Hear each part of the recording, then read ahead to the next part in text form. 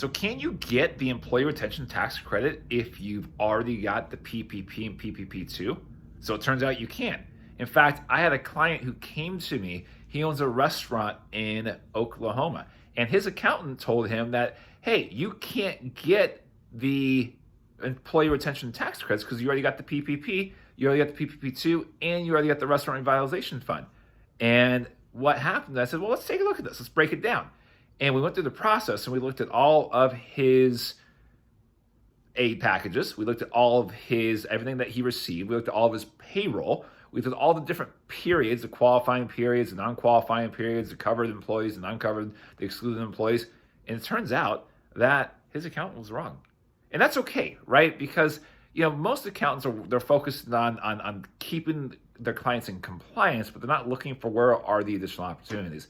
And so since we've done this for probably close to 150 clients now, we know the IRS guidelines very well. And more importantly, we know how to interface between all the different aid provisions that are out there. In fact, we've developed a number of spreadsheets, a number of tools to ensure that we're not double dipping in the process, to ensure that you're maximizing your aid amount. So if you want to see what that process looks like, give me a shout, because we go through that process. We show you, do all the analysis.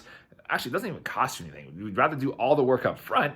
And if we find additional aid for you, awesome. We'll talk about what it looks like to capture that aid. But if we go through it and we can't find anything, hey, you know what? I'd rather do that and take a little bit of risk, to do a little bit of work up front, to know whether or not certainly we could get something for you. So if you want to take a look at that stuff, give me a shout. Happy to help.